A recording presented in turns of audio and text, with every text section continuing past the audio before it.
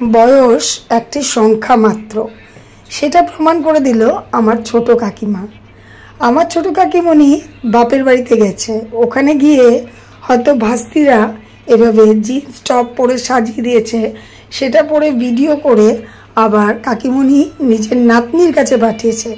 নাতনি আবার সেটা ফেসবুকে স্টোরিতে আপলোড করেছে। আর আমার মা এত মনোযোগ দিয়ে দেখছিল, আর বিশ্বাস করো আমার খুব ভালো লেগেছে যে এই বয়সেও এই আনন্দটা করতে একবারও মানা করেনি। মাকে বলছিলাম তোমার কেমন লাগছে, মা বলছে ভালোই তো লাগছে দেখতে যাকে। আর এদিকে তার কিছুক্ষণ পর আমার ভাইয়ের বউ এসেছে, আমার হাজব্যান্ডের সাথে কথা বলছিল, আর এদিকে মা আমাকে হেনা করে দিচ্ছিল। তো ওদের কথাগুলো শুনছিলাম আর হেনাটা লাগানোর মজা নিচ্ছিলাম। এদিকে এটা আমার আরেক ভাইয়ের বউ, মানে আরেক কাকাতো ভাইয়ের বউ। তো ওকে অনেক সময় দেখেছো, সঙ্গীতা ওর নাম। তো এদিকে দেখো মা আমাকে হেনা লাগিয়ে দিচ্ছিল, একদম কপাল টপাল সব নিয়ে। টাকলু হয়ে গেছে আমি আজকে, টাকলু। মা করে দিলে যেটা হয়, পার্লারে গিয়ে আর করা হয় না। পার্লারে গিয়ে হেনা করলে সুন্দর করে করা হয়, নিজেরটা তো নিজে করা যায় না না। তো আমি আমার মাকেই বলি করে দিতে। দেখো এই দিক পুরো ভরিয়ে দিয়েছে, কিছু করার নেই গো, যতই যত্ন করে করো মা ওইভাবে পারে না। তো যাই হোক, এখন আমি হেনাটা লাগিয়ে বেশিক্ষণ থাকতে পারি না, গলা বসে আছে। এখন আমি ঘরটা মুছে আজকে একটু নিজের রূপচর্চা করছি। আজকে মাস, 1.5 মাস 2 মাস হয়ে গেছে নিজের রূপচর্চা কিছু করি না। একটু চুলটাকে একটু ঠিক করে হেনা করলাম, 1-2টা পাকা চুল দেখা যাচ্ছে। তারপর একটু পার্লারেও যাওয়ার ইচ্ছা আছে। তো ঘরটা মুছে স্নানটা করে তারপরে আমি পার্লারে চলে যাব।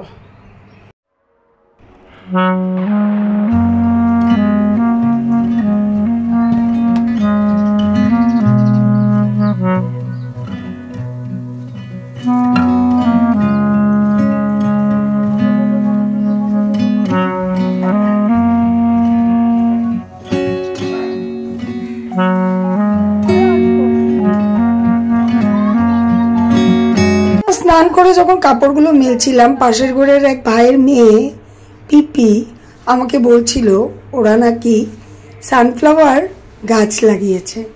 সেই কথা শুনে আমি আর দেরি করলাম না, আমিও বসে পড়লাম সানফ্লাওয়ারের বীজ বসাতে। একদম মাটি রেডি করাই ছিল, সেটাকে একটু সুন্দর করে খুঁড়ে নিচ্ছিলাম, তারপরে একে একে বীজগুলো বসিয়ে দেব। তো এই যে আমার পিপি, মানে পাশের ঘরের ভাইয়ের মেয়ে, ও আমাকে বলছিল ওরা নাকি এরকম করে বসিয়েছে, ওদের গাছ হয়ে ইভেন কলিও এসেছে। এটা শুনে কে বসে থাকবে বলো, যেহেতু আমি গাছ এত ভালোবাসি লাগাতে, তো আমিও কিন্তু বসিয়ে দিলাম। এটার রেজাল্ট তোমাদেরকে নিশ্চয়ই পরে দেখাবো।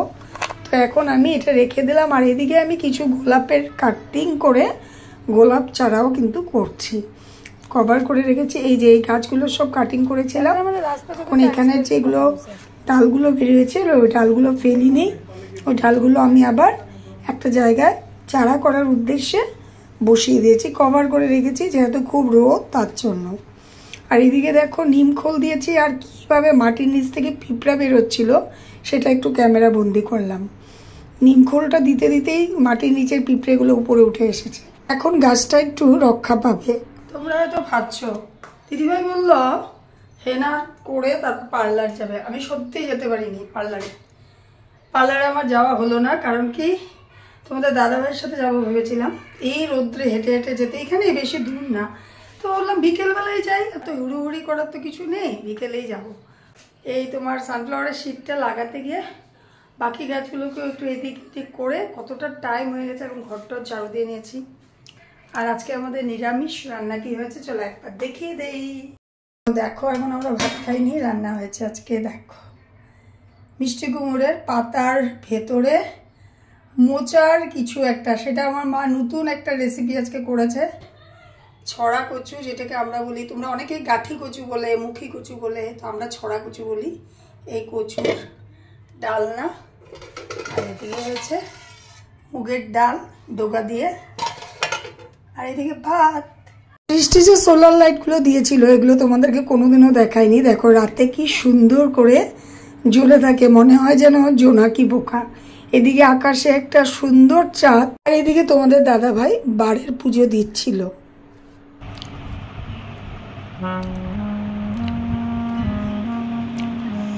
আজকে আমরা ঘরে চা খাচ্ছি, তাই না?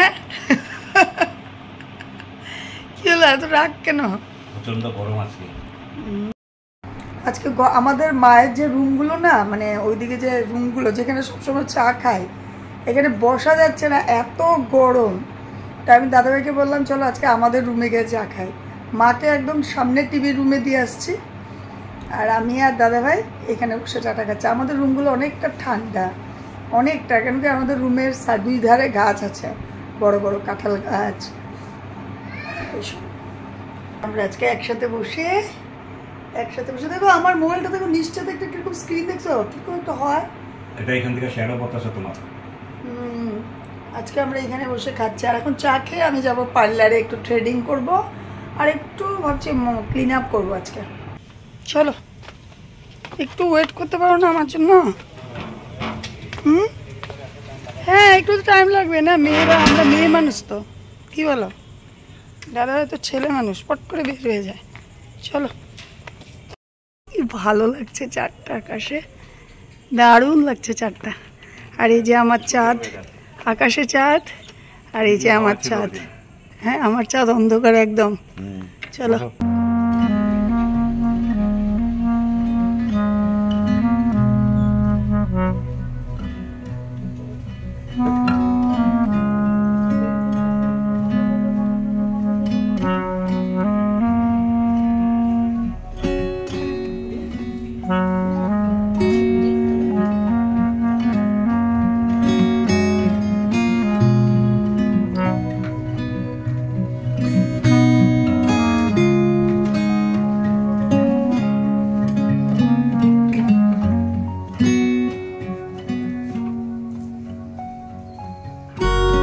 চলে এসেছি পার্লার থেকে। এসে অনেকক্ষণ গল্প করেছি পার্লারে আজকে, অনেকক্ষণ দিদির সাথে। আর দিদিকে দেখলে না, শুয়েছিল আমার পিছন দিয়ে, মানে পায়ের ওনার খুব প্রবলেম, তো বেশিক্ষণ বসে থাকলে পাটা মানে একটু ফুলে যায়। তো দিদি এইভাবেই, মানে অ্যাকচুয়ালি দিদি এখন আর কিছুই করে না, যে দিদির কাছে, এই দিদির কাছেই কিন্তু আমিও পার্লারের কোর্সটা করেছিলাম। তো দিদি এখন রেস্ট করে স্টাফকে দিয়েই করায়। তো একটা মাসাজ করলে দেখবে খুব রিল্যাক্স লাগে, খুব ভালো লাগছে। তো এসে আর তোমাদের সামনে আসিনি, একটু বসেছি। তারপরে এখন যাবো সেই ভাত বসাতে। আর আজকে একটু তাড়াতাড়ি করেই কাজগুলো শেষ করবো, তাড়াতাড়ি করে শেষ করবো বলতে, অন্যদিন যেমন আমরা 11:30টার সময় ভাত খাই, আজকে একটু তাড়াতাড়ি খাবো।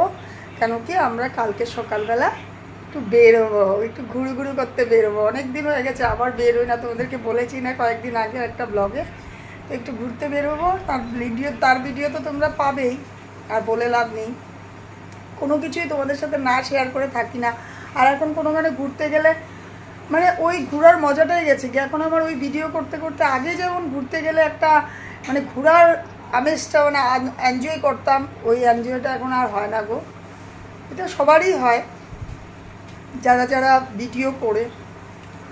তো দেখো, আজকে কিছুই বোঝা যাবে না, কিন্তু আমি যার কাছে করি আর কি, সে আজকে ছিল না, তো আজকে আমি আরেকজনের কাছে করেছি। যাই হোক, আজকে একটু ঘুমালে তখন যে একটু গ্লোটা আসবে। এই সব সাইডগুলোতে আমার পুরো একদম একটা ওই যে হোয়াইট হেডসের মতন হয়ে গেছিলো। আর তোমাদের দাদা ভাইয়ের আলু ভাজা যে এত প্রিয়, সেটা বলার মতো না। তো আজকে যখন বিকেলে বেরোচ্ছিলো আমাকে বলে গেছে আমার জন্য অল্প করে আলু ভেজে রাখতে। এদিকে আলুটা ভাজছিলাম আর এদিকে ভাতের মার খাচ্ছিলাম। তোমাদের দাদা ভাই খাবে শুধু, আমরা পাঁপড় ভাজা আর দুপুরের তরকারি, আর মানে পাঁপড় ভেজে নিব, পাঁপড়টা এখনো ভাজা হয়নি। আর তোমাদের দাদা ভাই এতটা খাবে না, এখান থেকে ঋষিও একটু পাবে, সৃষ্টি তো আর খায় না। আর আমি আর মা পাঁপড় ভেজে নেব, আর দুপুরের ডাল তরকারি সবই আছে। তো এখানে এই ভিডিওটা শেষ করছি। ভালো লাগলে একটি লাইক করো, বড়দেরকে শ্রদ্ধা জানাই, ছোটদেরকে ভালোবাসা জানিয়ে আজকের জন্য এখানে বিদায় নিলাম। Bye bye, good night. আবার দেখা হবে নেক্সট একটি ব্লগে। ততক্ষণ সবাই খুব খুব খুব ভালো থেকো।